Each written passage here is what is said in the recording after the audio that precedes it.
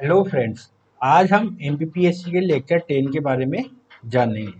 Lecture 10 का topic क्या है? टॉपिक है मध्य प्रदेश की प्रमुख जनजातियां और उनकी बोलियां। तो जनजातियों में मध्य प्रदेश की सबसे प्रमुख जनजाति है भील जनजाति। यह मध्य प्रदेश की सबसे बड़ी जनजाति है। जो भील जनजाति है वो मध्य प्रदेश के मालवा क्षेत्र और निमाड़ क्षेत्र में फैली हुई है, विशेषकर मध्य प्रदेश के पश्चिमी क्षेत्रों में, जिसके अंतर्गत अलीराजपुर, झाबुआ वाले क्षेत्र आते हैं। और पश्चिम से अगर नीचे जाते हैं तो खंडवा, खरगोन, बुरहानपुर क्षेत्रों में भी ये बोली जाती है।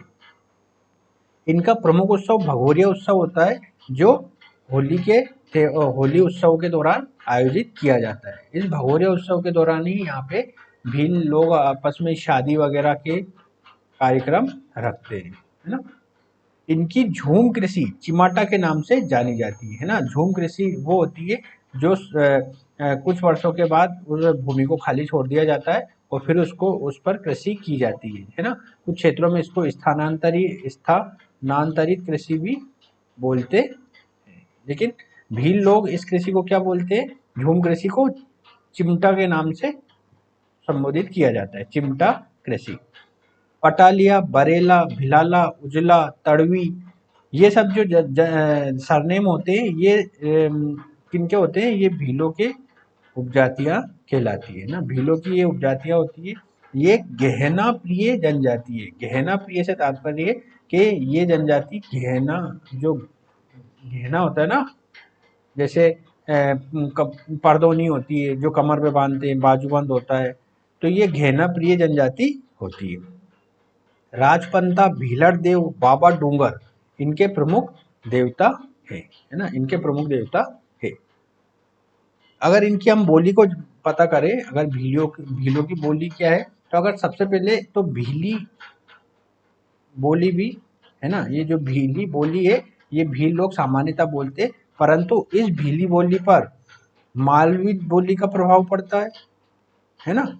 और जो निमाड़ी जो होती है, निमाड़ी बोली की प्रभाव पड़ता है। जयपुर के क्षेत्रों में डूडानी है ना, डूडानी भाषा का प्रभाव पड़ता है, डूडानी बोली का प्रभाव पड़ता है। अब नेक्स्ट आती है हमारी गोंड। गोंड जनजाति भारत की सबसे बड़ी जनजाति है। नर्मदा घाटी के दोनों ओर इसका विस्तार है ना। नर्मदा नदी के दोनों ओर इसका विस्तार है। सेला, गेंडी, कर्मा इनके प्रमुख नृत्य। ये गुदना प्रिय जनजाति है ना। गुदना प्रिय जनजाति है ना। वो जो भील जनजाति थी वो घेना प्रिय थी, और ये गुदना प्रिय। गुदना प्रिय मतलब शरीर के विभिन्न अंगों पर जो होता है ना, टेटू जिसे कहते हैं, वो बनवाते हैं, गुदना प्रिय। मड़ई इनका प्रमुख त्योहार है। मड़ई त्योहार किससे संबंधित है? वो गोंड जनजाति से, या याद रखना है आपको।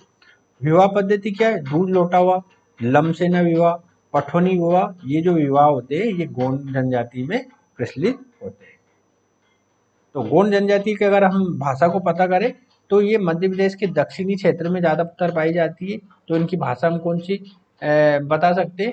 एक तो गोंडी है ना, गोंडी बोली, और निमाड़ी बोली भी है ना। कुछ गोंड निमाड़ी बोली भी बोलेंगे क्योंकि ये दक्षिण के क्रम में है, ठीक है। तो विशेषकर इनकी बोली गोंडी बोली कहलाएगी। नेक्स्ट आता है कोल। कोल जनजाति मध्य प्रदेश के पूर्वी क्षेत्रों जैसे सीधी, सिंगरौली, शहडोल आदि में पाई जाती है। इसकी उपजातियां कौन कौन सी है? रोहिया, रोतेया, भवतिया, रेवरिया इनकी उपजातियां है। प्रमुख नृत्य क्या है? दहका नृत्य है ना। कभी कभी एग्जाम में पूछ लिया जाता है कि दहका नृत्य कौन सी जनजाति से संबंधित है, तो वो कोल जनजाति से संबंधित है। इनकी पंचायत को गोहिया बोलते हैं। क्या बोलते हैं? गोहिया बोलते हैं। तथा पंचायत के मुखिया को मुकद्दम कहा जाता है। ये भी प्री में पूछ लिया जाता है कि कौन सी जनजाति के पंचायत के मुखिया को मुकद्दम कहा जाता है, तो वो कोल जनजाति के पंचायत का जो मुखिया होता है उसे मुकद्दम कहा जाता है। नेक्स्ट आती है सहेरिया।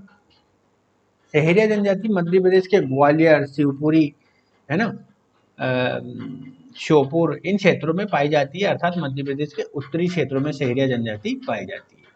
सहेरिया जनजाति के प्रमुख नृत्यों को अगर देखेंगे तो लहंगी नृत्य, रागिनी नृत्य, दुलदुल घोड़ी नृत्य, ये इनके द्वारा किए जाते हैं।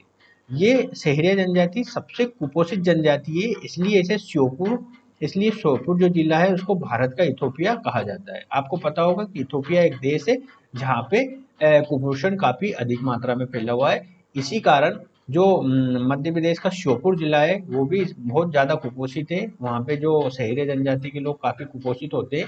इसी संदर्भ को लेकर श्योपुर को भारत का इथोपिया कहा जाता है ना। जो सहरिया जनजातियों को आदर सम्मान के साथ खूटिया पटेल भी कहते हैं, है ना। खूटिया पटेल एग्जाम में आ चुका है, तो इसको आदर से खूटिया पटेल भी कहते हैं सहरिया जनजाति। नेक्स्ट आता है बेगा। बेगा जनजाति मध्य प्रदेश के बालाघाट मंडला क्षेत्रों में फैली हुई है। इनकी उपजातियों को अगर देखें तो रायमेना, काटमेना, नरोतिया, भरोतिया, ये इनकी उपजातियां हैं। एक प्रसिद्ध पुस्तक है द बेगा, है ना, द बेगास अगर इंग्लिश में कहें तो द बेगा जो पुस्तक है इसके लेखक वेरियन एल्विन है ना, वेरियन एल्विन इसके लेखक हैं। तो ये बात आपको याद रखनी है। अगर हम मध्य प्रदेश की और अन्य जनजातियों को देखें तो भारिया जनजाति है। भारिया जनजाति मध्य प्रदेश के छिंदवाड़ा जिले के पातालकोट में पाई जाती है ना। पातालकोट में भारिया जनजाति पाई जाती है ना। भारिया जनजाति को जंगलों की रानी कहा जाता है ना, जंगलों की रानी कहा जाता है। और भारिया बेगा एरिया ये एक मध्य प्रदेश की पीवीटीजी भी है, प्रिमिटिव वल्नरेबल ट्राइबल ग्रुप वाली जनजाति भी है। कोरकू जनजाति, बंजारा जनजाति, है ना। बंजारा जनजाति ने जो कंघी का आविष्कार किया है ना। बंजारा जनजाति घूमने फिरने वाली जनजाति बंजारा जनजाति कहलाती है। पनिका जनजाति भी मध्य प्रदेश की एक प्रमुख जनजाति है। तो ये प्रमुख मध्य प्रदेश की जनजातियां हैं। मध्य प्रदेश की अगर जनजातियों में पीवीटीजी की बात करेंगे तो मध्य प्रदेश में 3 पीवीटीजी है। कौन कौन सी है? एक तो मैंने भारिया बताया था, भारिया है, एक बेगा है और एक सहरिया। तीनों के बारे में मैं ही बता चुका हूँ। कभी कभी पीवीटीजी के बारे में पूछ लिया जाता है।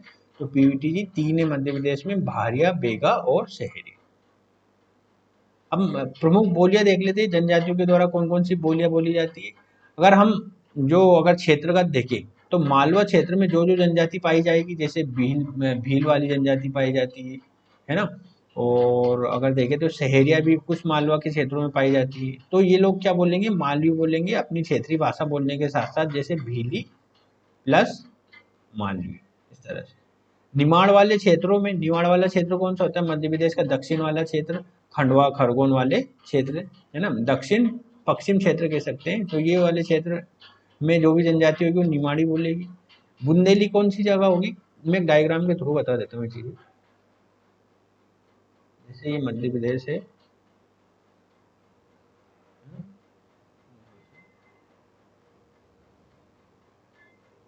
ये अगर मध्य प्रदेश देखें,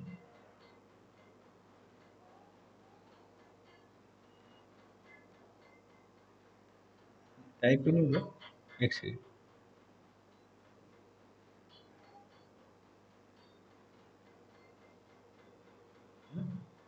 है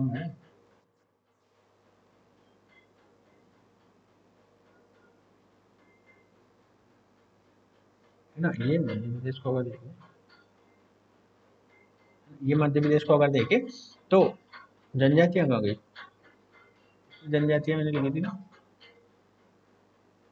ठीक है। ये वाले में मतलब ये बुंदेलखंड का क्षेत्र है, ये बघेलखंड का क्षेत्र है, ये वाला क्षेत्र निमाड़ का क्षेत्र है, ये मालवा का क्षेत्र या मालवी बोली जाती है। तो ये चीजें आपको ध्यान रखनी। इन क्षेत्रों में ये भाषा बोली जाती है, जैसे मालवी, निमाड़ी, बुंदेली, बघेली, गोंडी। गोंडी ये वाले क्षेत्र है, ये गोंडी वाला क्षेत्र है। कोरकू जनजाति का क्षेत्र ये माना जाएगा, है ना। और बुंदेली का देख रहे थे हम, तो बुंदेलखंड क्षेत्र में देखी जाएगी, है ना। उसके बाद बघेलखंड वाला क्षेत्र ये कहलाएगा। निमाड़ का क्षेत्र ये कहलाता है। और मालवी क्षेत्र, मालवा का क्षेत्र, ये वाला क्षेत्र मालवा का कहलाता है। तो इन क्षेत्रों में जो भी जनजातियां होंगी वहां पे वो बोली जाएगी। तो आज का वीडियो यहीं समाप्त करते हैं, अगले वाले वीडियो में मिलेंगे, तब तक के लिए नमस्कार।